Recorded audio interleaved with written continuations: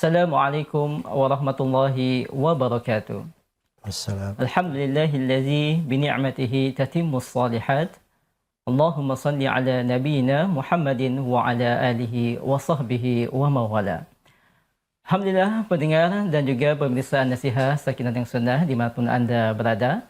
Bahagia sekali di Senin malam hari ini kita kembali hadir dengan sebuah kajian spesial di malam hari ini, malam ke-24 Zulqa'dah 1444 Hijriah atau bertepatan dengan tanggal 12 Juni 2023. Alhamdulillah, seperti mana yang mungkin sudah dibaca captionnya di media sosial, insya-Allah ini adalah kajian spesial interaktif perdana dengan tema Panji-Panji Tauhid pada 10 hari pertama Zulhijjah dan hari-hari haji. InsyaAllah kita akan menghadirkan Fadilatul Syekh Profesor Dr. Fahad bin Sulaiman Al-Fuhaid Hafizahullah Ta'ala.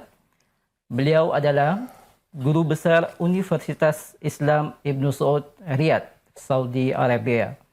Dan insyaAllah di malam hari ini kita akan ditemani oleh guru kita, Al-Ustaz Zulkarnain Muhammad bin Muhammad Sunusi Hafizahullah Ta'ala yang akan menjadi penerjemah pada Syekh Dr.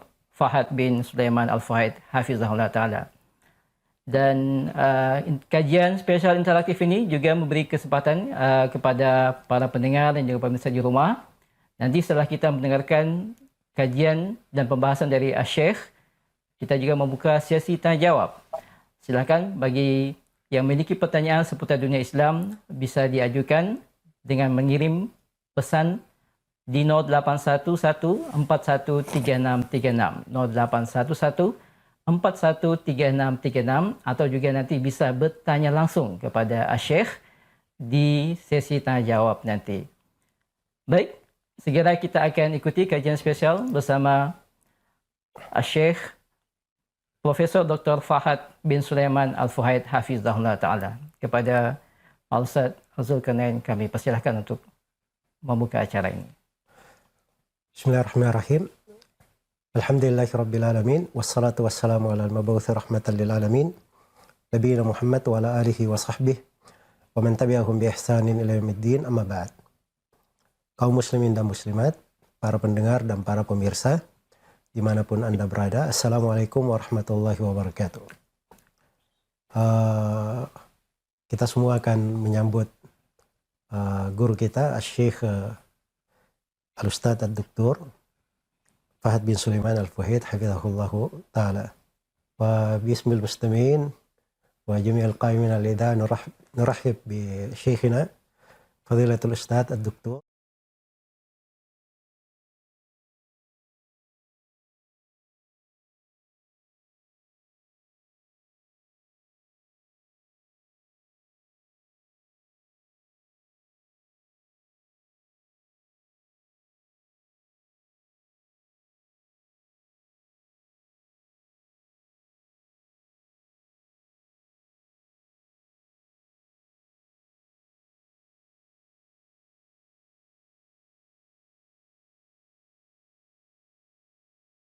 beri sambutan balik dan berterima kasih atas kegiatan ini serta mendoakan seluruh para pendengar semoga selalu diberikan hidayah oleh Allah Subhanahu wa taala dan semoga pertemuan ini dijadikan sebagai kesempatan yang kita ikhlas di dalamnya dan bermanfaat untuk semuanya.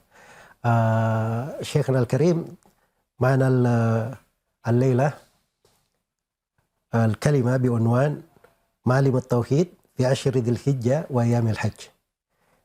Para pendengar, sebagaimana tema yang telah diterangkan, maka Syekh Hafizahullah Ta'ala akan memulai dari ceramah beliau atau pesan-pesan beliau dan nasihat beliau di malam hari ini di seputar Panji-Panji Tauhid di 10 hari pertama di bulan Dzulhijjah dan hari-hari haji. Falyatafaddal Syekhuna Al-Karim ma'juran mashkura. بسم الله الرحمن الرحيم. الحمد لله والصلاة والسلام على رسول الله وعلى آله وأصحابه ومن اهتدى بهداه. أما بعد، فإن معالم توحيد الله عز وجل وإخلاص العبادة له سبحانه وتعالى في جميع واجبات الشريعة وسننها وأركانها. Beliau berselawat kepada memuji Allah Subhanahu wa taala, kemudian berselawat kepada Nabi Muhammad sallallahu alaihi wasallam serta mendoakan semoga selawat dan keberkahan selalu dicurahkan untuk beliau, keluarga dan para sahabat yang mengikuti petunjuk beliau hingga hari kiamat. Kemudian beliau berkata, amma ba'du, bahwa panji-panji tauhid dan simbol-simbol keislaman itu mewarnai berbagai kewajiban di dalam ibadah. Nah, فإن التوحيد هو أصل الدين وأساسه وكل العبادات لا تقبل إلا به. Karena tauhid itu adalah pokok dari agama dan pondasinya, di mana tidak akan diterima dari ibadah itu kecuali dengan tauhid. وهو إفراد الله سبحانه وتعالى بالعبادة والبراءة من الشرك بجميع صوره وأنواعه. Dan tauhid itu adalah mengesahkan Allah Subhanahu wa taala di dalam ibadah dan berlepas diri dari segala bentuk kesyirikan dan jenis-jenisnya. وهو المقصود في قوله تعالى في سورة البينة وما أمروا إلا ليعبدوا الله مخلصين له الدين حنفاء. Dan itulah yang dimaksudkan di dalam firman Allah Subhanahu wa taala di surah Al-Bayyinah di ayat yang telah kita dengarkan, yang terjemahan maknanya, tidaklah mereka diperintah kecuali untuk beribadah hanya kepada Allah Subhanahu wa taala dengan mengikhlaskan agama hanya untuknya sebagai orang-orang yang hunafa, orang-orang yang hanif, yang lurus di atas tauhid, condong kepada tauhid dan meninggalkan kesyirikan. وفي قوله تعالى في سورة الأنعام قل إن صلاتي ونسكي، والنسك هو العبادة على قول، وقول آخر هو الذبح. قل إن صلاتي ونسكي ومحياي ومماتي لله رب العالمين لا شريك له وبذلك أمرت وأنا أول المسلمين. Dan juga itu yang tauhid inilah yang dimaksudkan di dalam firman Allah Subhanahu wa taala pada ayat yang telah kita dengarkan, yang terjemahan maknanya, qul inna salati, sesungguhnya salatku, wa nusuki, dan nusukku. Beliau berkata bahwa nusuk ini ada dua penafsiran. Ada yang mengatakan bahwa artinya adalah ibadah, dan ada yang mengartikan bahwa nusuk artinya adalah sembelihan. Sungguhnya salatku, sembelihanku atau ibadahku, hidupku dan matiku hanya untuk Allah Subhanahu wa taala Rabbul Alamin. Tidak ada syarikat baginya. Demikian saya diperintah, dan saya adalah orang yang paling pertama berserah diri kepada Allah Subhanahu wa taala. إذا عرفنا هذا عرفنا أن جميع ما شرعه الله لنا وأمرنا به من العبادات كلها قائمة على التوحيد، فينبغي لنا أن نتعلم معالم التوحيد في كل عبادة. Jadi kalau kita sudah tahu ini, maka kita pun akan mengerti bahwa seluruh ibadah yang Allah syariatkan, Allah perintahkan kepada kita, itu tegaknya di atas tauhid. Karena itulah sangat layak sekali dan sangat pantas kita mempelajari apa panji-panji tauhid itu. ومن ذلك التوحيد يظهر في جميع أجزاء الصلاة وكذلك الزكاة وكذلك الصوم. Sebagaimana tauhid itu tampak di dalam segala praktek dari ibadah-ibadah, seperti kelihatan pada sholat, pada puasa, pada zakat, pada puasa dan haji. وهنا نقف عند معالم التوحيد في 10 ذي الحجة وفي أيام الحج. Dan saat ini kita akan mempelajari atau membicarakan tentang panji-panji tauhid seputar yang berada di 10 hari pertama dari bulan Dzulhijjah dan di hari-hari haji. فأولا هذه الأيام هي في أشهر وصفت بأنها أشهر الحج ووصفت بأنها الأشهر الحرم. Pertama, hari-hari yang sekarang kita berada di tengahnya ini adalah bulan-bulan yang disifatkan sebagai bulan-bulan haji dan juga disifatkan sebagai bulan-bulan haram, yaitu bulan-bulan yang dihormati dan diagungkan. فالأشهر الحرم هي ذو القعدة وذو الحجة ومحرم وشهر رجب. هذه هي الأشهر الحرم 4. Jadi yang disebut dengan bulan haram, bulan yang diagungkan itu adalah 4 bulan. Yang pertama adalah Dzulqa'dah atau Dzulqa'dah, dan yang kedua adalah Dzulhijjah, dan yang ketiga adalah bulan Muharram, dan yang keempat adalah bulan Rajab. Inilah yang disebut dengan bulan-bulan yang haram atau diagungkan.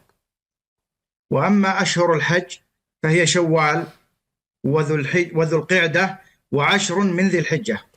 Adapun yang disebut sebagai bulan-bulan haji itu adalah bulan Syawal, bulan Dzulqa'dah, dan bulan Dzulhijjah.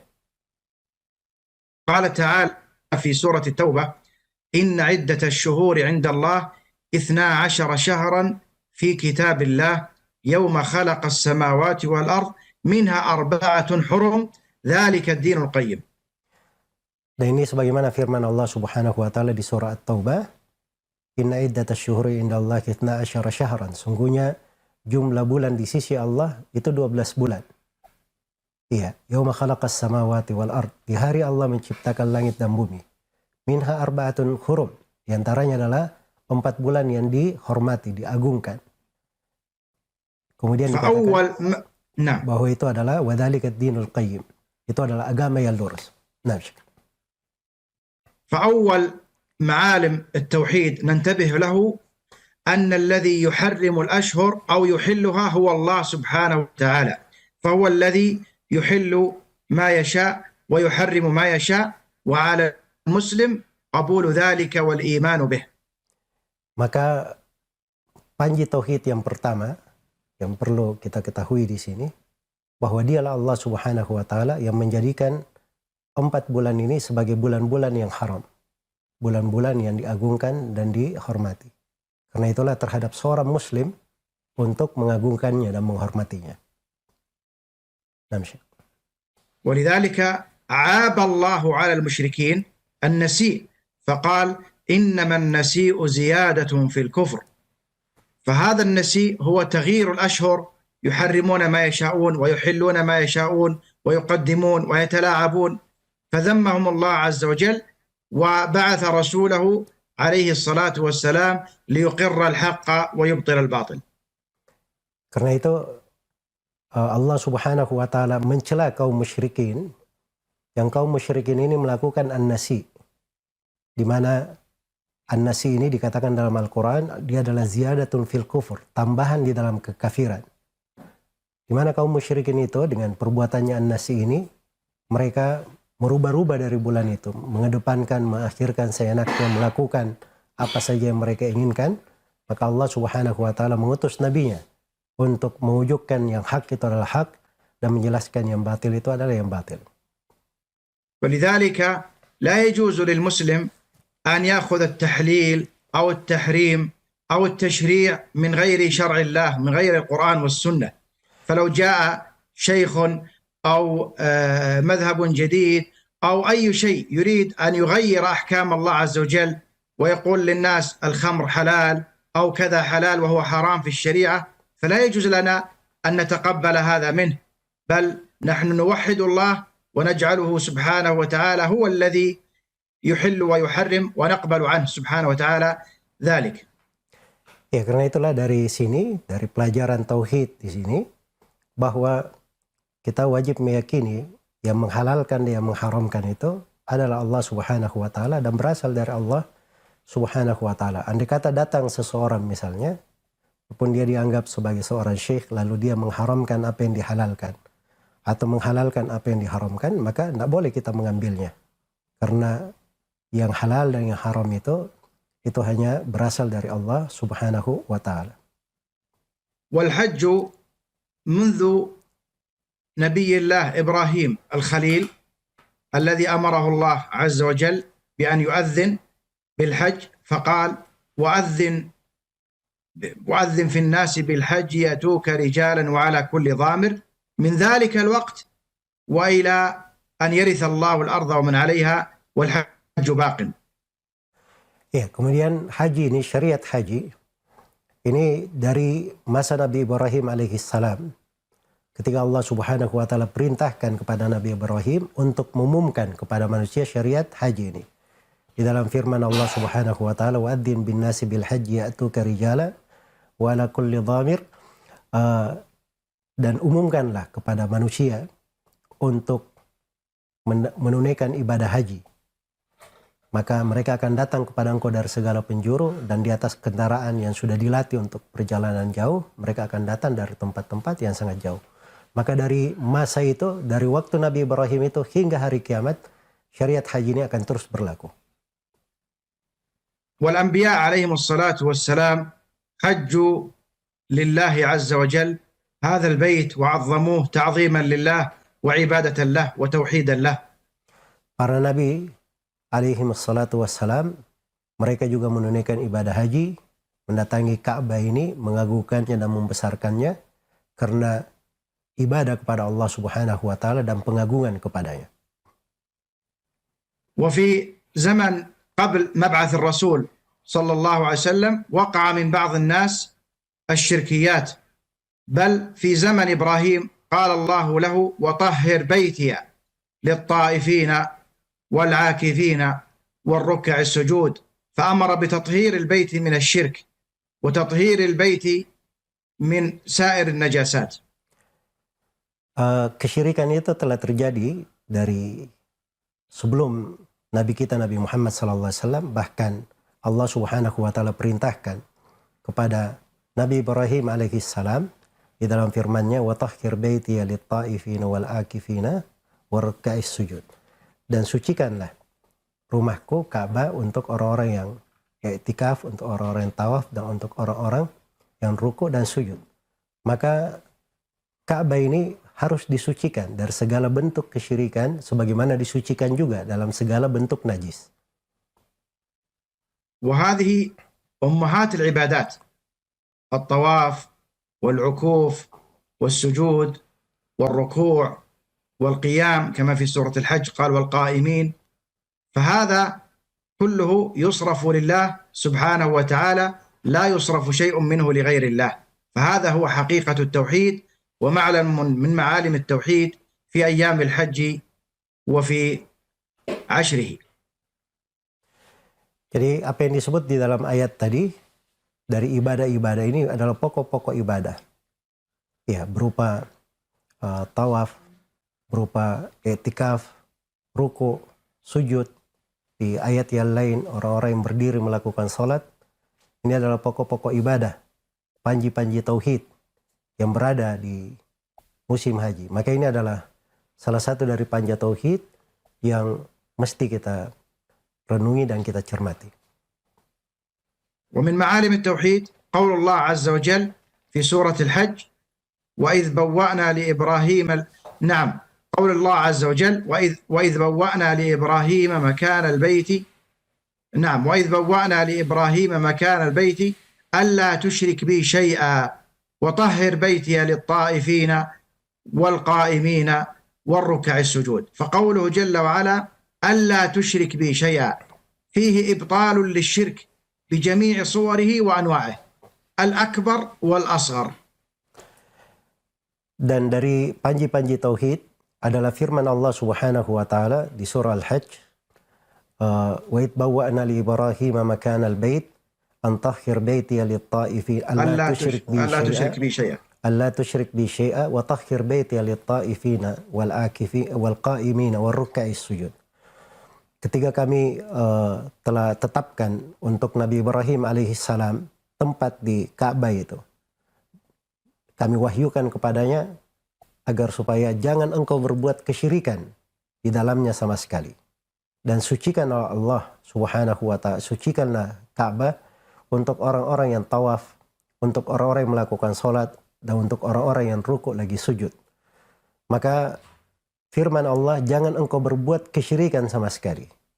Ini dari panji tauhid, tidak berbuat kesyirikan dengan segala bentuknya, tidak yang besar, tidak pula yang kecil.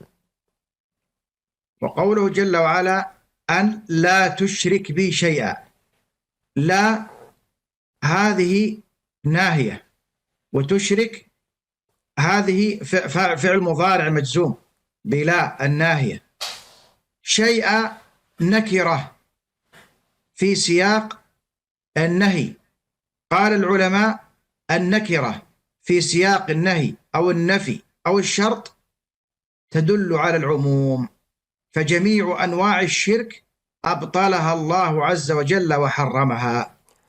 Kemudian Syekh menjelaskan dari sudut bahasa bahwa firman Allah Subhanahu wa taala, "Alla tusyrik bi syai'an," bahwa jangan engkau berbuat kesyirikan sama sekali. La-nya di situ itu adalah nahi, pelarangan. Dan tusyrik itu perbuatan yang dilarang. Dan syai'an itu datang dalam bentuk nakirah. Bukan ma'rifat, tapi datang dalam bentuk nakirah yang belum tertentu. Dan di kaidah di dalam di tengah para ulama bahwa apabila sebuah kalimat nakirah berada di konteks nahi atau nafi atau di dalam pelarangan, maka dia akan memberikan makna umum yang mencakup seluruhnya. Karena itu tidak boleh berbuat kesyirikan dengan segala bentuknya, dengan apapun bentuk dari kesyirikan tersebut.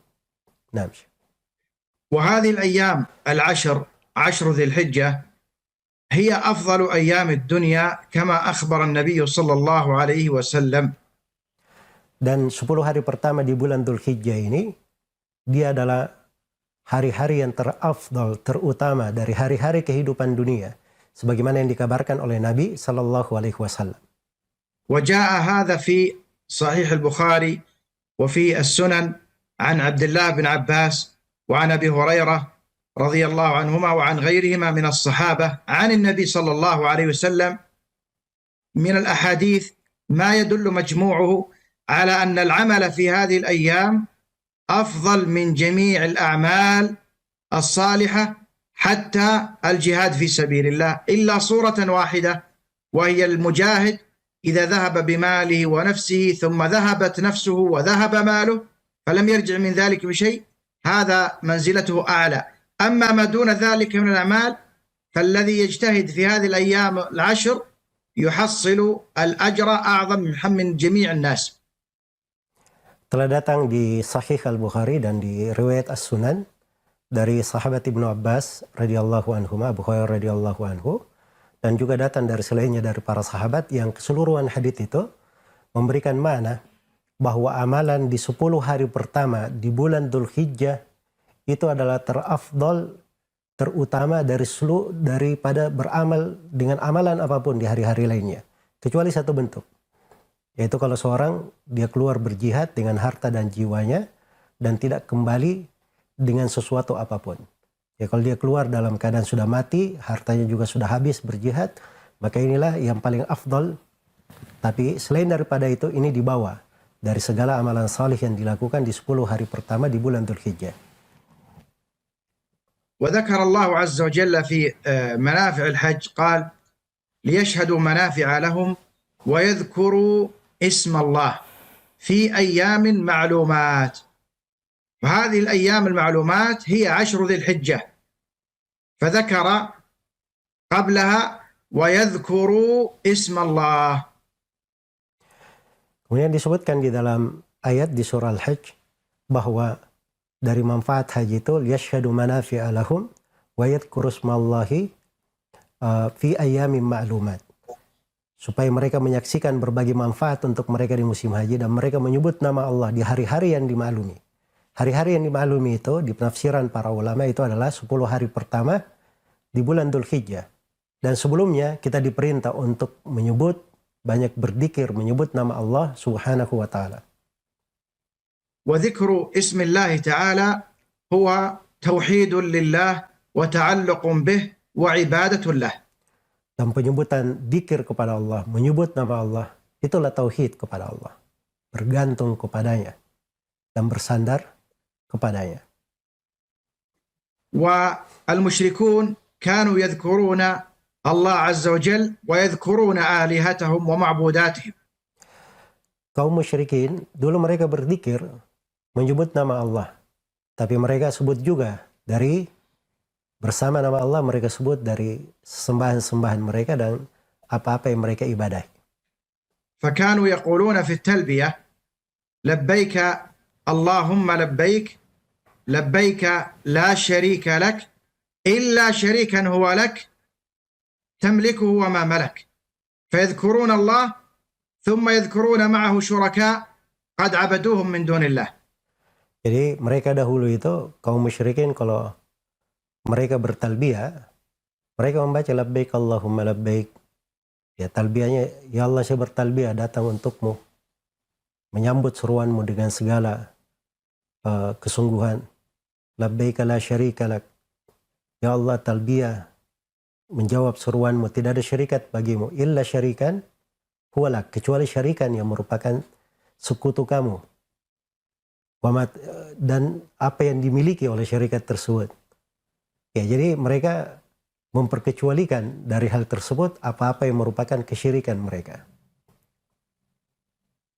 وكذلك المشركون المتأخرون الذين يعبدون الأولياء أو يعبدون الملائكة أو يعبدون الجن، هؤلاء يذكرون اسم غير الله فيستغيثون بالأموات ويهتفون بهم، وهذا أبطله الإسلام وحكم على أهله بالشرك. فالواجب على كل ناصح لنفسه أن يحذر من ذكر اسم غير الله في العبادة والدعاء. Jadi orang-orang yang jatuh di dalam kesyirikan di masa belakangan ini juga melakukan hal yang sama. Ketika mereka menyebut nama Allah di belakang talbiyah-talbiyahnya, mereka sebut juga, membisikkan nama para orang-orang salih, orang-orang yang mereka agungkan. Dan ini Islam telah datang untuk membatalkan hal yang seperti itu dan menjelaskan bahwa itu adalah perbuatan kesyirikan dan memberi hukum bahwa perbuatan tersebut bukanlah dari keislaman. ولذلك النبي صلى الله عليه وسلم لما ذكر فضل هذه الأيام العشر قال فأكثروا فيهن من التهليل والتحميد والتسبيح والتكبير، فهذا هو كله توحيد لله. Kemudian Nabi SAW di 10 hari pertama di bulan Dzulhijjah ini itu memerintah fa'akthiru fihinna, perbanyak di 10 hari pertama di bulan Dzulhijjah ini dari membaca tahlil, yaitu la ilaha illallah, membaca tahmid, membaca alhamdulillah, membaca takbir, membaca Allahu Akbar, dan membaca tasbih, yaitu subhanallah. Dan semua kalimat dzikir ini itu adalah tauhid kepada Allah Subhanahu wa taala. وكذلك يقول جابر بن عبد الله رضي الله عنهما في وصف حجة الرسول صلى الله عليه وسلم قال فأهل بالتوحيد لبيك اللهم لبيك لبيك لا شريك لك لبيك إن الحمد والنعمة لك والملك لا شريك لك. Jadi dalam hadits Jabir yang diriwayatkan oleh Imam Muslim bahwa Nabi SAW ketika beliau haji dibahasakan di situ ahalla bit tauhid. Beliau berihlal kepada Allah Subhanahu wa taala dengan mentauhidkannya. Apa tauhid yang dibaca itu? Itulah kalimat talbiyah yang kita telah dengarkan dari Syekh, labbaik Allahumma labbaik, labbaik la syarika lak labbaik, innal hamda wan ni'mata laka wal mulk la syarika lak. Yang mana dari talbiyah itu adalah, ya Allah saya datang kepadamu menjawab seruanmu dengan segala kesiapan. Ya Allah saya datang menjawab seruanmu dengan segala kesiapan. Tidak ada syarikat bagimu. Sungguhnya segala pujian, segala nikmat, dan segala kekuasaan hanya milikmu. Tidak ada syarikat bagimu. Nah, Syekh. وهذه الكلمات العظيمة التهليل لا إله إلا الله، التكبير الله أكبر، التحميد الحمد لله، والتسبيح سبحان الله، وكذلك التلبية، هذه الكلمات العظيمة اشتملت على التوحيد، بل قررت التوحيد بأنواعه الثلاثة: توحيد العبادة وهو توحيد الألوهية، وتوحيد الربوبية، وتوحيد الأسماء والصفات، وسنعلق على كل نوع منها بعد قليل. Jadi kalimat-kalimat yang disebut dari kalimat dzikir ini berupa tahlil, la ilaha illallah, berupa takbir, Allahu Akbar, tahmid, alhamdulillah, tasbih, subhanallah. Demikian pula dari kalimat talbiyah yang telah disebutkan. Ini semuanya adalah bentuk-bentuk dari tauhid. Ya, mencakup tauhid, pemurnian ibadah kepada Allah Subhanahu wa taala, dan hal tersebut menggambarkan 3 jenis tauhid. Tauhid yang pertama adalah tauhid ibadah, yang mentauhidkan Allah di dalam ibadah, dan yang kedua adalah mentauhidkan Allah di dalam rububiyahnya, bahwa dialah Allah satu-satunya mencipta, menghidupkan, memberi rezeki. Dan yang ketiga, mentauhidkan Allah Subhanahu wa taala di dalam nama-nama dan sifat-sifatnya. Dan insyaallah taala kita akan memberikan penjelasan-penjelasan ringkas tentang hal ini sebentar lagi. فقول المسلم لا إله إلا الله معناه لا معبود بحق إلا الله، يتضمن إبطال كل عبادة تصرف لغير الله وإيجاب إفراد الله بالعبادة وحده لا شريك له. Jadi ucapan kita la ilaha illallah, tidak ada yang berhak diibadahi kecuali Allah, terdapat di dalamnya pembatilan terhadap segala yang diibadahi selain daripada Allah. Dan juga terdapat di dalamnya kewajiban bahwa ibadah itu harus diikhlaskan, dikhususkan hanya untuk Allah Subhanahu wa taala semata. والله عز وجل هو المعبود بحق لأنه جل وعلا له الأسماء الحسنى والصفات العلى ولأنه الخالق الرازق المدبر لا شريك له. Dialah Allah Subhanahu wa taala satu-satunya yang berhak diibadahi, yang diibadahi dengan hak.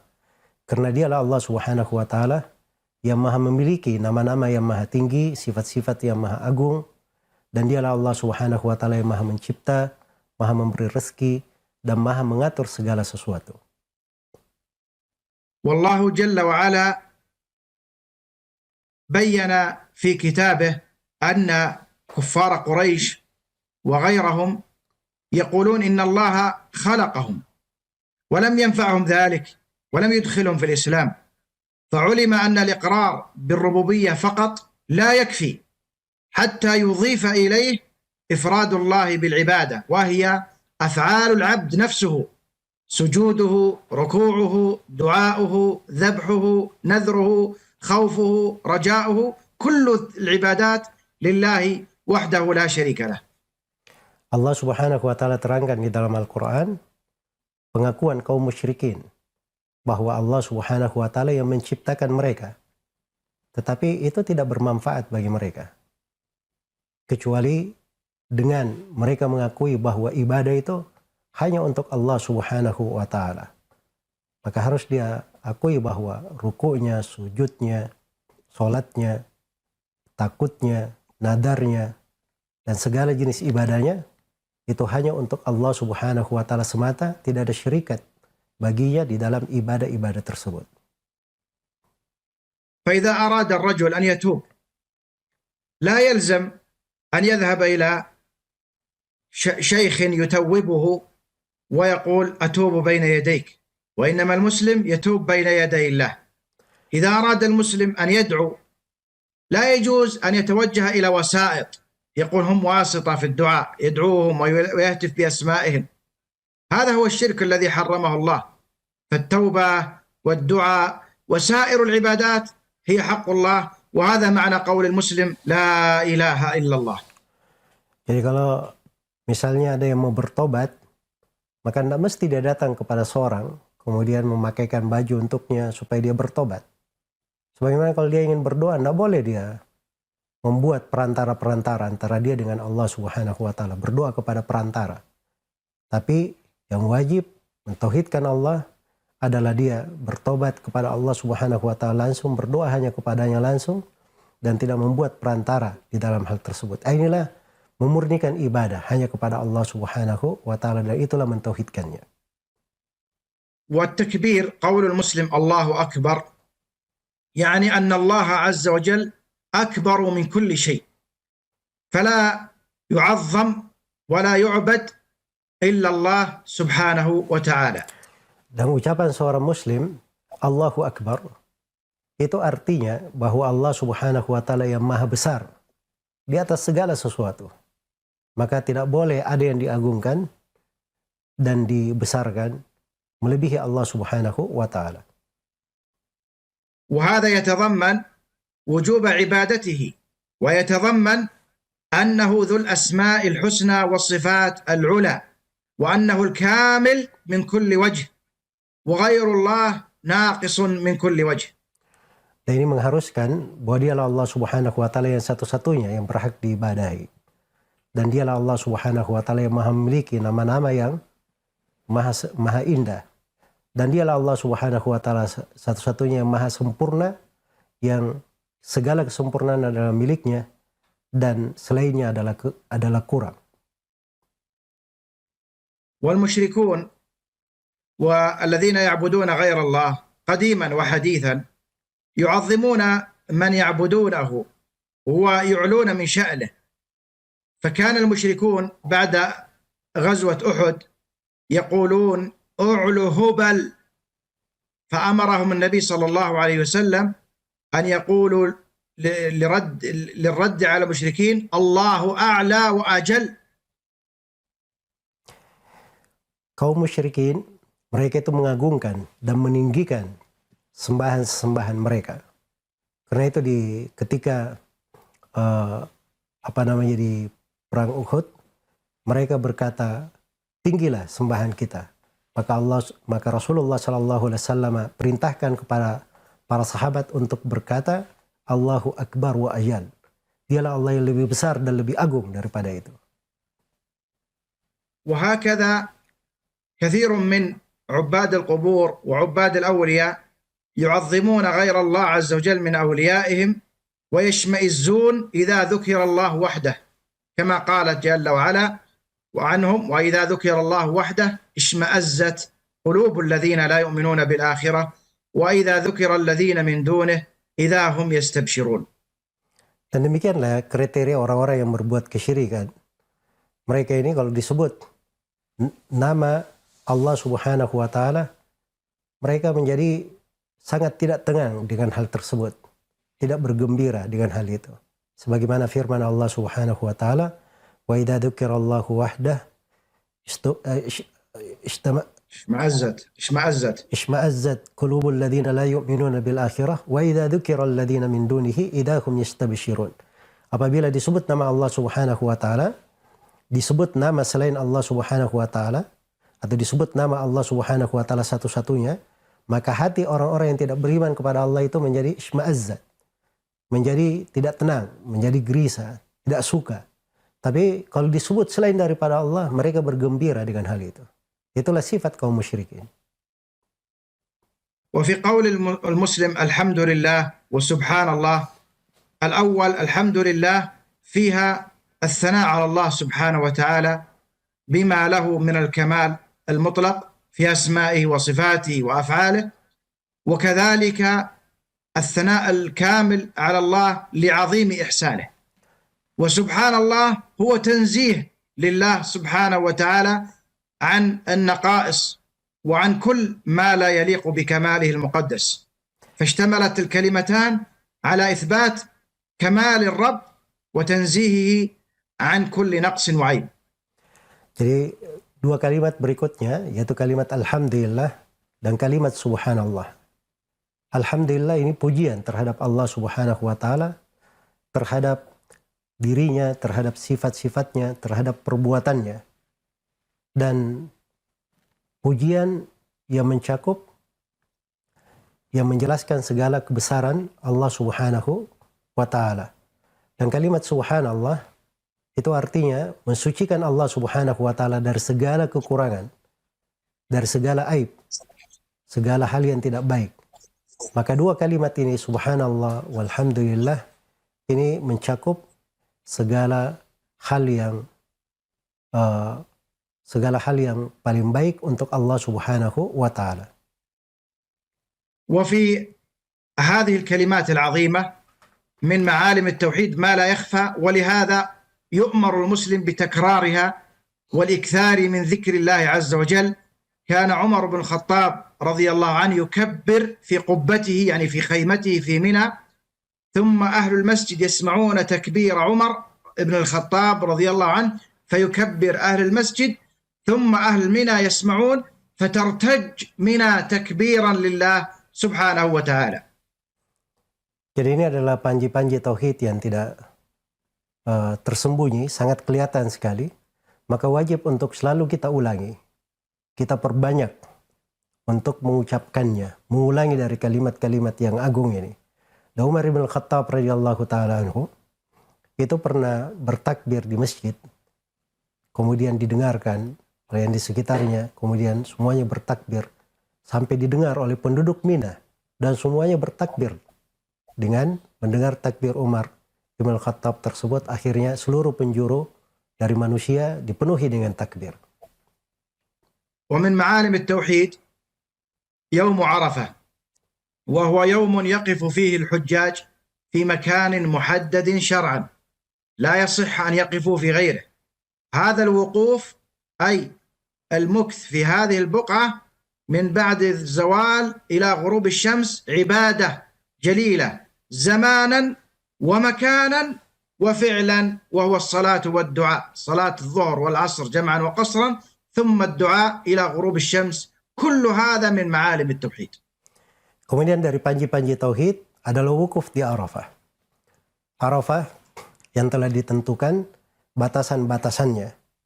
Maka berwukuf di Arafah ini dari tergelincirnya matahari hingga matahari terbenam, kemudian dilakukan di dalamnya dari ibadah-ibadah, bermula dari sholat, kemudian doa, ya di Arafah. Ini semuanya adalah panji-panji tauhid yang berkibar di musim-musim haji. والدعاء الذي وقف فيه النبي صلى الله عليه وسلم وأطال فيه إطالة شديدة هو في يوم عرفة، فإنه استمر رافعا يديه حتى غربت الشمس. هذا واحد. وهناك 5 مواضع أخرى أطال فيها إطالة شديدة عليه الصلاة والسلام في الدعاء. Kemudian doa di Arafah ini, Nabi SAW memperpanjang doa di dalamnya sampai beliau berdoa panjang hingga matahari terbenam. Dan ini doa diperpanjang di Arafah adalah salah satu dari 5 tempat. Salah satu dari 5 tempat yang disyariatkan memperpanjang doa padanya. والموضع الثاني هو بعد صلاة الفجر من يوم النحر، فإنه جلس يدعو الله عز وجل حتى قبل شروق الشمس بقليل. Kemudian tempat yang kedua untuk memperpanjang doa adalah setelah sholat subuh di tanggal 10 Dzulhijjah di hari Nahar, di mana Nabi SAW memperpanjang doa setelah sholat subuh sampai sebelum terbitnya matahari, sedikit sebelum terbitnya matahari. والموضع الثالث والرابع على الصفا ثم على المروة، فإنه أطال الدعاء عليه الصلاة والسلام. Kemudian tempat yang ketiga dan keempat memperpanjang doa adalah di atas Safa dan Marwah. Ketika Nabi SAW memperpanjang doa di 2 tempat ini. والموضع الخامس والسادس بعد رمي جمرة الأولى ثم الجمرة الثانية في أيام التشريق 11 و12 و13. أما الثالثة فليس بعدها دعاء وهي جمرة العقبة. Kemudian tempat yang kelima dan keenam, diperpanjang doa di situ adalah setelah pelemparan jamrah yang pertama dan jamrah yang kedua. Di pelemparan jamrat di tanggal 11 Dzulhijjah, tanggal 12 dan tanggal 13. Karena di 3 tanggal ini, 3 jamrah yang dilempar, maka dilakukan doa setelah pelemparan jamrah pertama dan pelemparan jamrah yang kedua. Adapun jamrah yang ketiga, itu tidak ada pelemparan setelahnya, tidak ada doa setelahnya. ومن معالم التوحيد ذبح الأضحية لغير الحاج وذبح الهدي للحجاج، فهذا الذبح عبادة لله رب العالمين، فصل لربك وانحر. لا يجوز النحر للجن ولا للأموات ولا لأصحاب القبور، إنما الذبح عبادة لله. نقول بسم الله والله أكبر متقربين بذلك إلى الله جل وعلا. Kemudian dari panji-panji tauhid adalah menyembelih hanya untuk Allah Subhanahu wa taala. Karena untuk orang yang tidak haji, dia menyembelih hewan kurban. Dan untuk orang yang haji, maka dia menyembelih hadiyu. Dan di hadiyu tersebut, di penyembelihan tersebut, semuanya hanya menyembelih hanya untuk Allah Subhanahu wa taala. Bukan untuk penghuni kubur, bukan untuk jin, bukan untuk orang yang diagungkan, tapi disembelih hanya untuk Allah Subhanahu wa taala. ومن معالم التوحيد أيضا رمي الجمار، فإن النبي صلى الله عليه وسلم قال إنما شرع الطواف بالبيت والسعي بين الصفا والمروة ورمي الجمار لإقامة ذكر الله. فانظر، موضع يرمى بالجمار وموضع يطاف عليه تعظيما لله، فالأمر كله عبادة لله وتعظيم لله. ليس هناك تعلق بالحجر، ليس هناك تعلق بأحجار الكعبة أو تبرك بها أو اعتقاد أنها تمنح البركة، لا، إنما هو عبادة لله رب العالمين واتباع لرسوله صلى الله عليه وسلم. Kemudian dari panji-panji tauhid adalah melempar aljimar, melempar batu-batu di pelemparan jamarat tersebut. Karena Nabi Shallallahu Alaihi Wasallam menjelaskan dari hikmah, kata beliau Shallallahu Alaihi Wasallam, sesungguhnya disyariatkan untuk tawaf, sa'i, waramil jimarat, dan melempar aljimar, melempar batu-batu di jamrah, itu semuanya untuk liiqamati dzikrillah, menegakkan dzikir kepada Allah Subhanahu wa taala.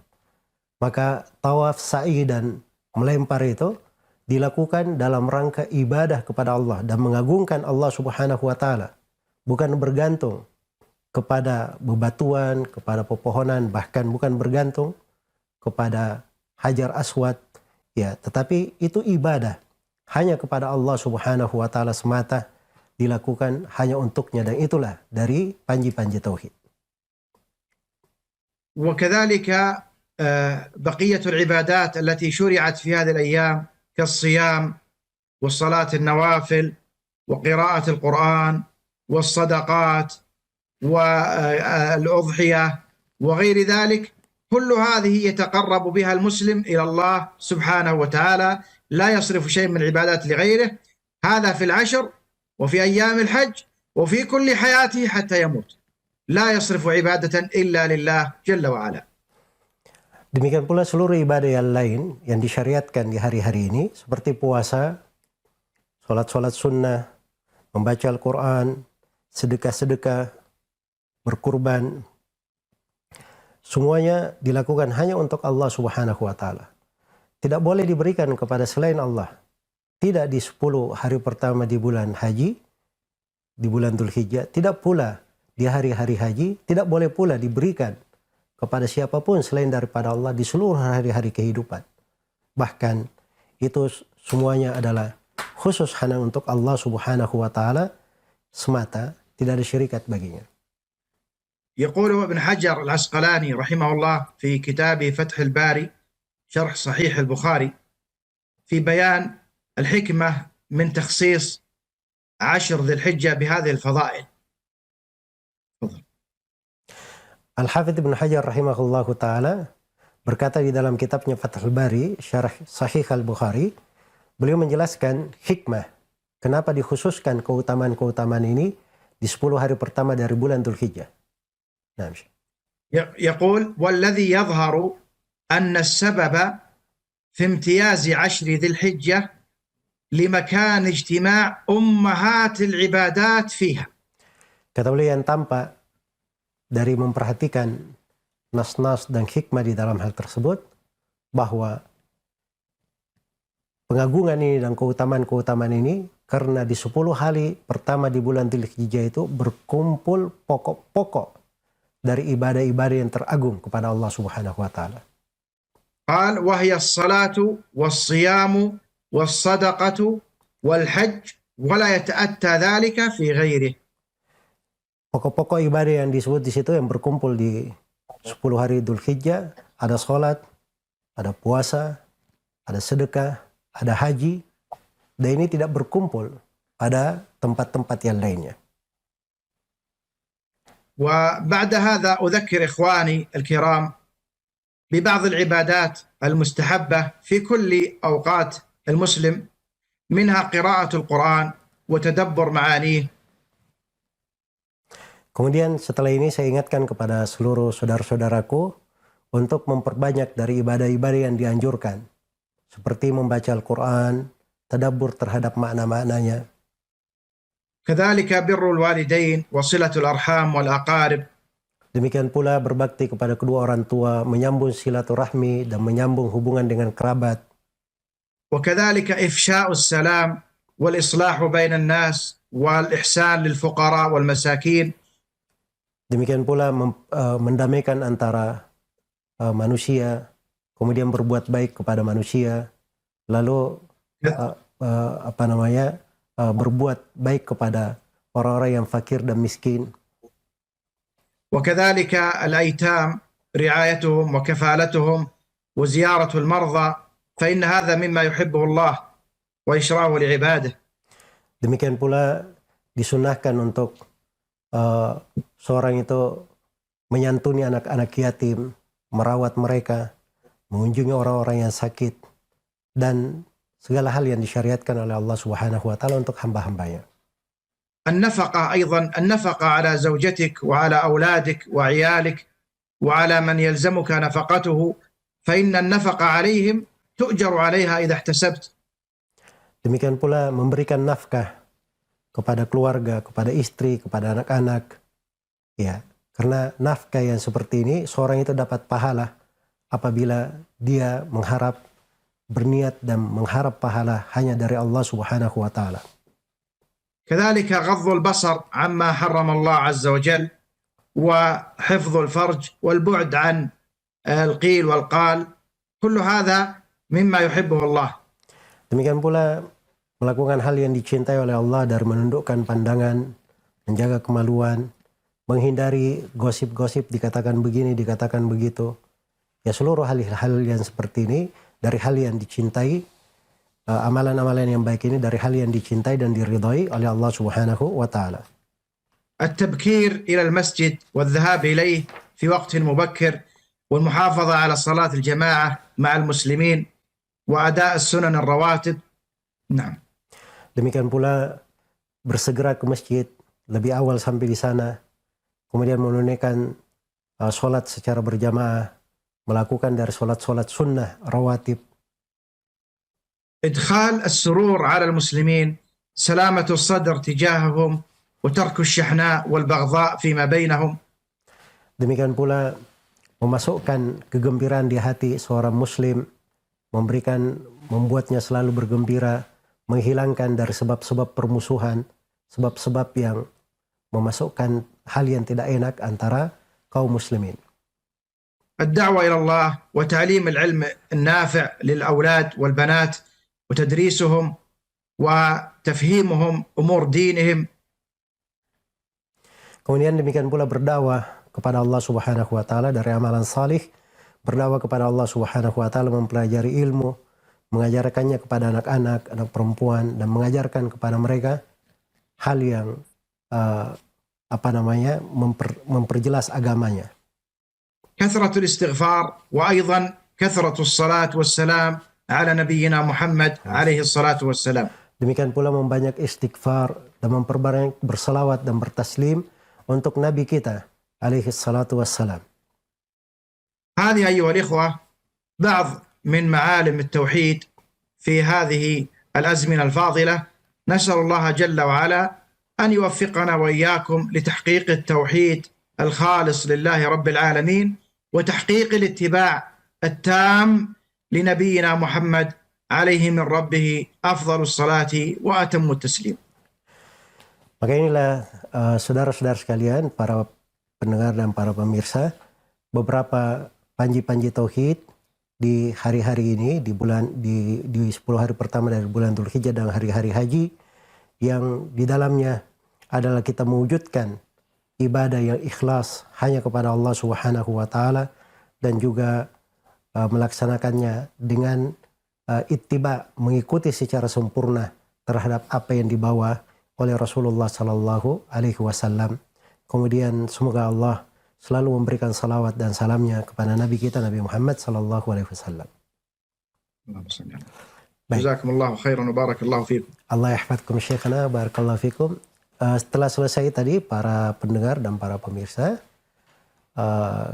kalimat-kalimat indah dari guru kita Al-Ustadz Ad-Doktor Fahad bin Sulaiman Al-Fuhaid hafizahullahu ta'ala wa ra'ahu, atas Malimut Tauhid, panji-panji Tauhid di 10 hari pertama di bulan Dzulhijjah dan hari-hari haji. Kita kembalikan kepada moderator terkait dengan pertanyaan yang akan diajukan kepada Syekh, dan saya akan menerjemahkan pertanyaannya dan akan menerjemahkan jawaban dari Syekh. Baik, Ustaz. Wa jazakallahu khair kepada Fadilatul Syekh Profesor Dr. Fahad bin Sulaiman Al-Fahid hafizahullah taala. Baik pendengar dan juga pemirsa, insyaallah dirahmati Allah Subhanahu wa taala dimanapun anda berada. Saatnya kita masuk di sesi tanya jawab. Silakan yang ingin bertanya seputar tema di malam hari ini, iaitu panji-panji tauhid pada 10 hari pertama Zulhijjah dan hari-hari haji, atau seputar pembahasan Islam, silakan bisa anda kirimkan pertanyaan anda via pesan WhatsApp di 0811413636 0811413636, atau juga bisa menelpon langsung ke nomor tadi iaitu di 0811413636. Dan anda juga bisa menyaksikan program spesial kita di malam hari ini di channel YouTube Langsung Syekh, yaitu di channel Fahad Al-Fahid. Silahkan bisa anda kunjungi channel Syekh di akun channelnya Fahad Al-Fahid. Dan jangan lupa untuk di like, juga bisa di subscribe, dan jangan lupa di share. Semoga bisa banyak faedah yang bisa didapatkan dari mengikuti channel khusus dari Syekh Profesor Dr. Fahad bin Sulaiman Al-Fahid hafizahullah ta'ala. Baik, sudah ada pertanyaan yang masuk, kami bacakan. Pertanyaan pertama, Ustaz. Apakah jika anak yang melewati batas waktu akikahnya masih bisa diakikah? Misalnya sudah berumur 1,8 tahun, karena belum ada rezeki, misalnya sudah boleh diakikah, apakah boleh kita berkurban dengan meniatkan juga untuk mengakikahnya? Syekhna hada yas'al an hukmul akikah li walad alan umruhu sana wa 8 ashhur. وهل يجوز الجمع بين العقيقة والأضحية في هذا الولد؟ نعم، بسم الله الرحمن الرحيم. الجواب: العقيقة سنة مؤكدة فعلها النبي صلى الله عليه وسلم وأخبر بمشروعيتها، وأخبر أنه يعق عن الذكر شاة وعن الأنثى شاة واحدة. وإذا صار عمر الولد متأخرا سنة أو سنتين أو 3 ولم يعق عنه، فإن العقيقة باقية مشروعة حتى لو تأخر الوقت، فإذا يسر الله عز وجل فإنه يعق عنه فيذبح 2. ولا يصح الجمع بين العقيقة والأضحية، فالأضحية عبادة مستقلة يضحي الرجل عن نفسه وعن أهل بيته، وأما العقيقة فإنها تذبح لأجل فعل هذه السنة التي حث عليها النبي صلى الله عليه وسلم، فهي عبادة مستقلة غير عبادة الأضحية. نعم. Jadi jawaban dari Syekh bahwa akikah itu adalah ibadah yang disunnahkan, dikerjakan oleh Nabi Sallallahu Alaihi Wasallam, dan diterangkan di dalam petunjuk Nabi bahwa itu adalah sunnah yang dianjurkan. Dan syariatnya untuk anak laki-laki diakikahkan dengan 2 ekor kambing, dan untuk anak perempuan dengan 1 ekor kambing. Dan Syekh menjelaskan bahwa apabila terlambat diakikahkan seperti dalam pertanyaan, maka itu tidak ada masalah karena akikah berlanjut sampai kapan dia memiliki kemampuan untuk mengakikahkan. Adapun menggabungkan antara akikah dan berkurban itu tidak syah. tidak syah karena berkurban itu ibadah tersendiri dan akikah juga ibadah tersendiri. Berkurban itu seorang berkurban, berudhiyah untuk diri dia, keluarga dia. Ya, sedangkan akikah itu adalah sunnah terkait dengan anak yang dilahirkan, maka dia adalah ibadah tersendiri.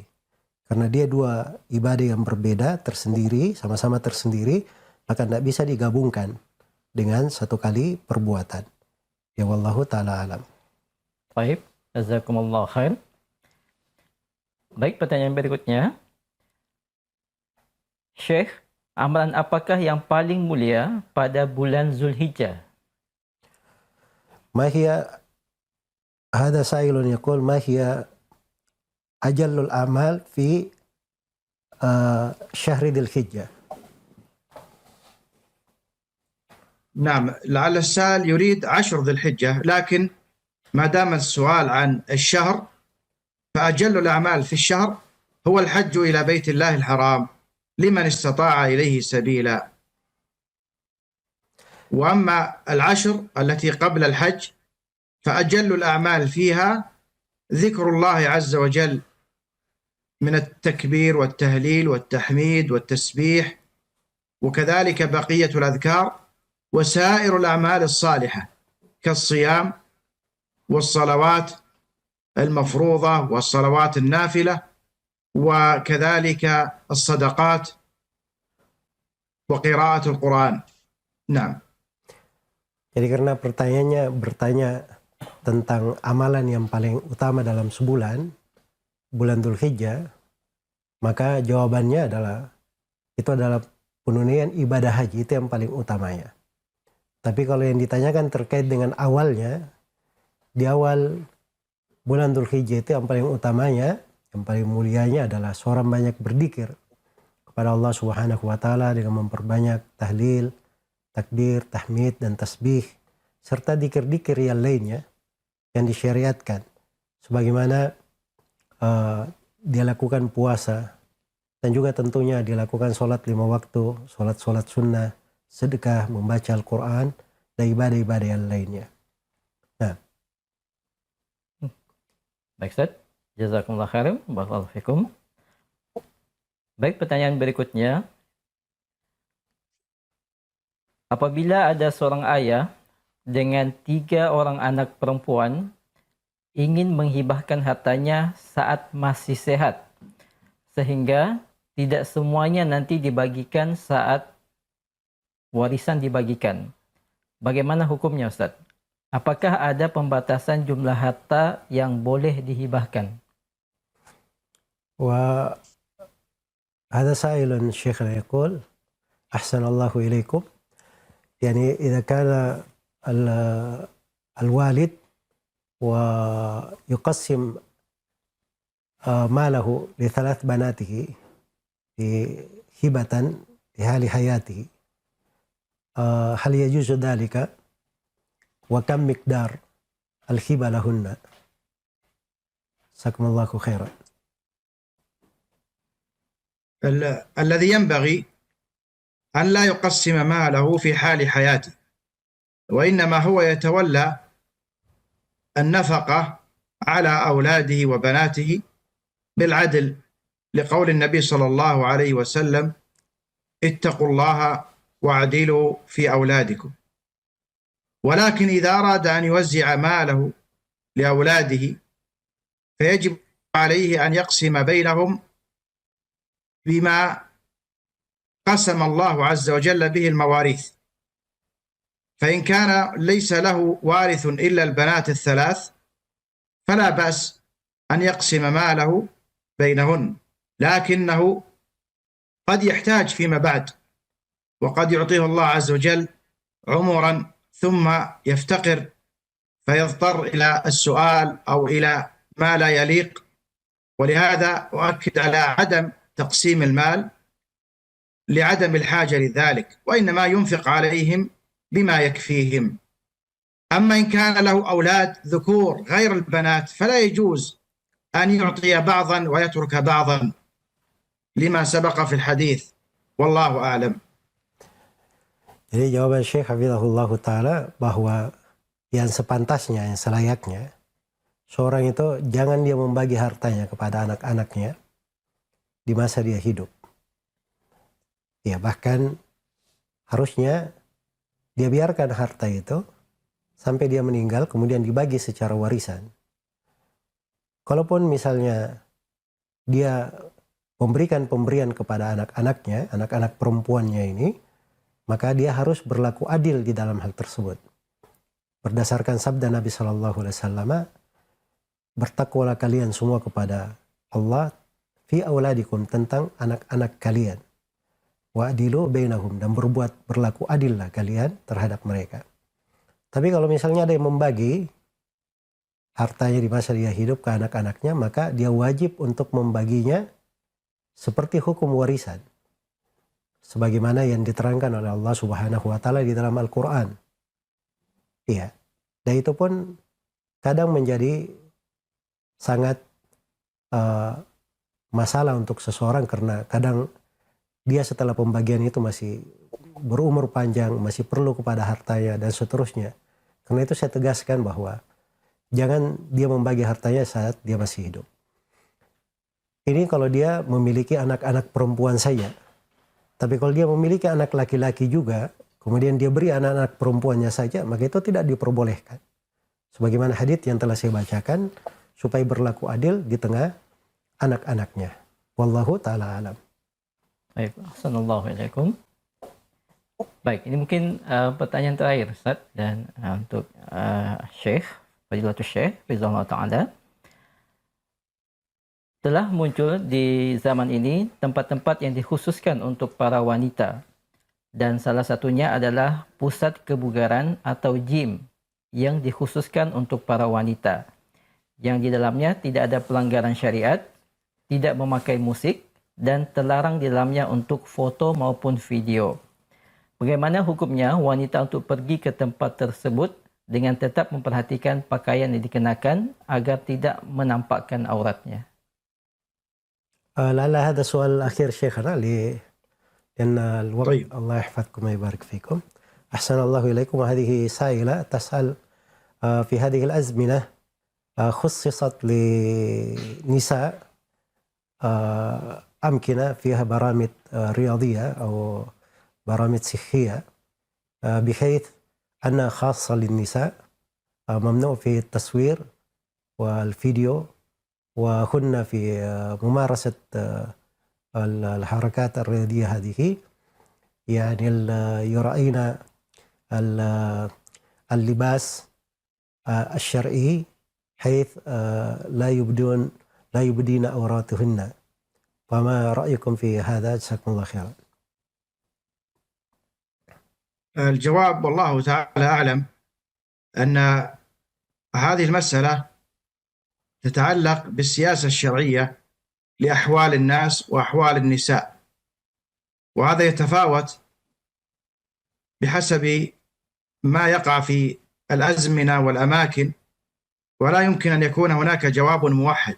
ولكن نعلم جميعا أن النبي صلى الله عليه وسلم سابق عائشة أم المؤمنين رضي الله عنها، ولكنه أمر الجيش أن يتقدم حتى لا يراها أحد، وهذا يدل على وجوب صيانة المرأة المسلمة وأن لا يراها أحد، ويدل أيضا على جواز الرياضة التي تفيدها وتنفعها، فإن المسابقة على الأقدام فيه خير وفائدة ومنفعة في البدن وفي الدين كذلك، لأن تقوية البدن تقوية للعبادات، تقوية له على العبادات.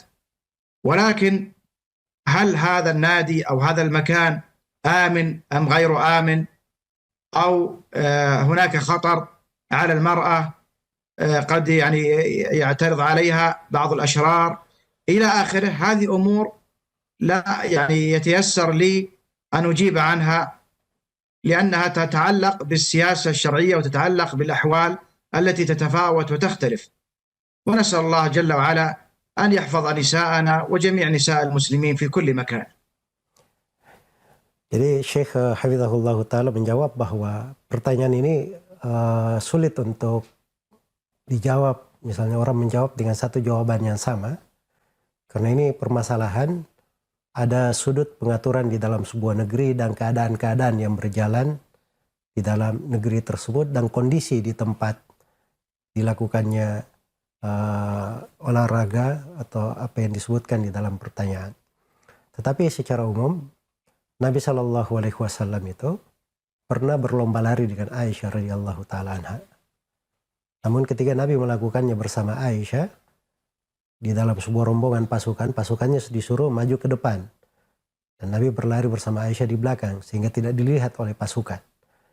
Maka ini menunjukkan bahwa perempuan itu harus dijaga, dilindungi dan tidak diperlihatkan kepada orang-orang ya di dalam hal yang seperti itu.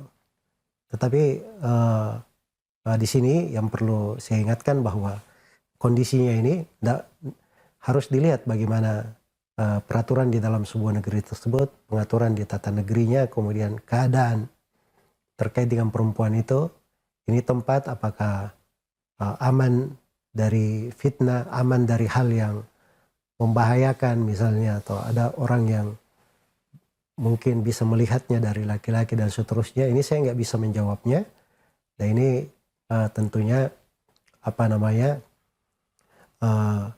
hanya sekedar saya uraikan tentang terkait hukum perempuan itu, dia boleh berolahraga dan dia juga harus menjaga dengan ketentuan yang telah disebutkan.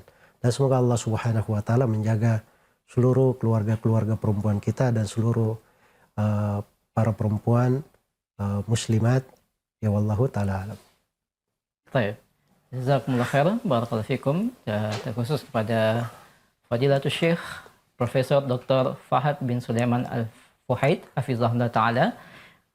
Beliau adalah guru besar di Universitas Islam Ibn Saud Saudi Arabia, dan juga kepada guru kita Ustaz Zulkarnain bin Muhammad Sunusi hafizahullah taala yang telah menjadi penerjemah pada kajian spesial kita di malam hari ini.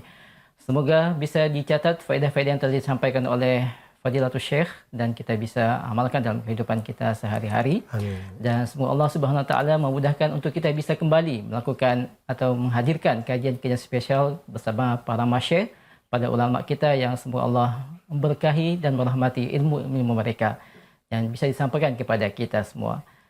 Baik, jazakumullah khairan, barakallahu fikum atas kebersamaan anda di malam hari ini. Saya Muhammad bin Syah dan seluruh yang bertugas pamit. Subhanakallahumma wa bihamdik, asyhadu an la ilaha illa anta astaghfiruka wa atubu ilaik. Wassalamualaikum warahmatullahi wabarakatuh. Waalaikumsalam وعليكم السلام ورحمة الله وبركاته. جزاكم الله خيرا. Allah yahfadhuk.